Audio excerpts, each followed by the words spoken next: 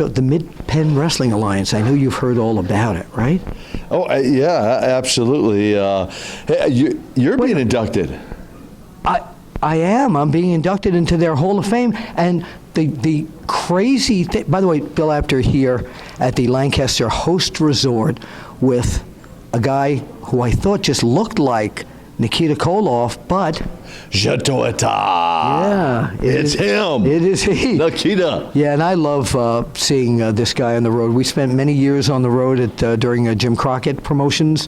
One of my favorite times in the whole business. Yep, back in the days, the NWA, WCW days, and a lot of fond memories. One of the best memories I have of you, Bill, is when you and Dusty Road, the American Dream, Dusty Road, power too sweet to be sour, if you will, Nikita Koloff, that was not bad. But you haven't heard Wonderful Willie's had. That's it. And the interview we did when we first formed the Superpowers is one of my favorite memories of you and our time together. And certainly there have been many other memories. And I have to say this, an induction into any Hall of Fame is quite a compliment to regardless of whether you're a wrestler or covered the sport like you have, you're really honestly legendary in covering the sport and entertainment business of wrestling. So congratulations. Thank you. And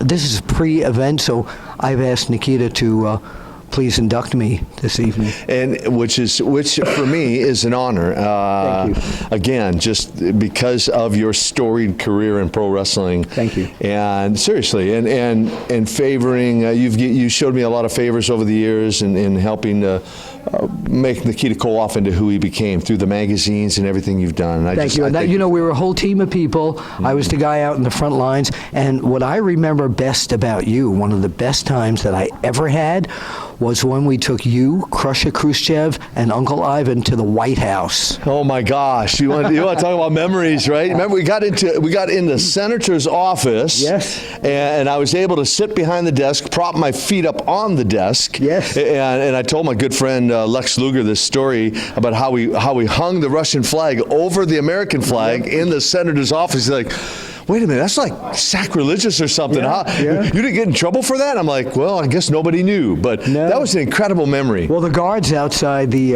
White House were fans of yours. Yeah, which always helped, right? But that was really an incredible memory. The Russians invade D.C. You did a great job on that story. Well, I did, like I said, photos, and Craig Peters was involved, and Stu Sachs, and everybody. But what I want to talk to you about, people always say, he still looks like $1 million, and he does. He looks like $1 million.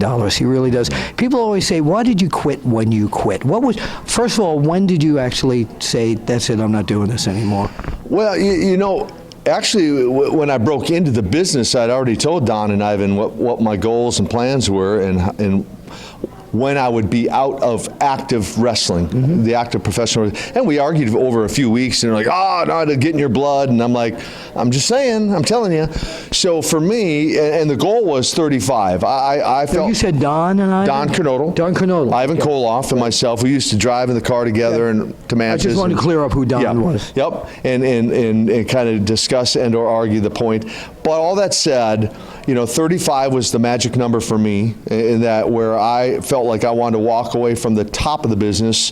Some have coined me as the Barry Sanders of pro wrestling. Interesting. Right? Yeah. So that was my goal. And when I got injured in my last match against Van Vader at the tail end of '92, right. Remember that. Rehabilitating an injured neck as well as surgery for a hernia. Mm-hmm. I thought, well, I'm going to be 34 years old. My goal is to retire by the time I'm 35 anyway. By the time I get back in the ring from the injuries, when am I going to be there? Another 9 months, maybe a year.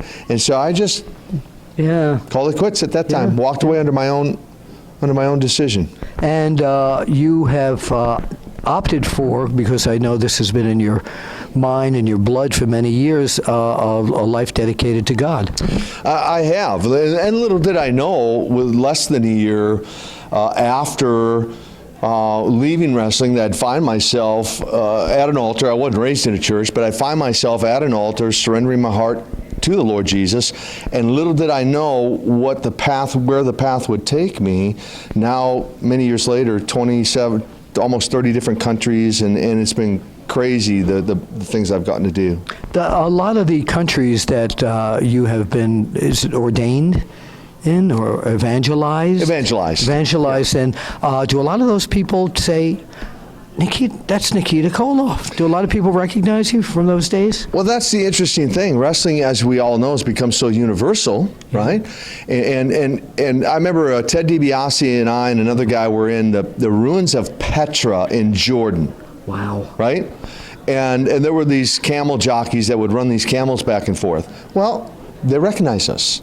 They were wrestling fans. Amazing. It really is. So, yes, to answer your question, many of the countries I travel to, wrestling has had such a strong appeal that there's a lot of recognition. It really has become the platform for the ministry that I do, and the evangelism has been the wrestling. That's been the platform. It's crazy. Great. That's great. Where can fans contact you if they wish to get a hold of you? They can reach out through, NikitaKoloff.com. That's probably the easiest way. Just email me through the website, and so a lot of photo galleries, old wrestling pictures, and a lot of photo galleries on there that they'd probably enjoy, especially if they're old school fans. I'm going to ask you a favor of you now. Yes, sir. Okay, tonight, Nikita Koloff, it's going to be you. Last time in Atlanta, Georgia, ever. In the Omni? In the Omni, going for the World Heavyweight Championship held by the Nature Boy, Ric Flair. He is watching as we speak right now. Nikita Koloff, what's going to happen in your match with Ric Flair tonight? Ric Flair!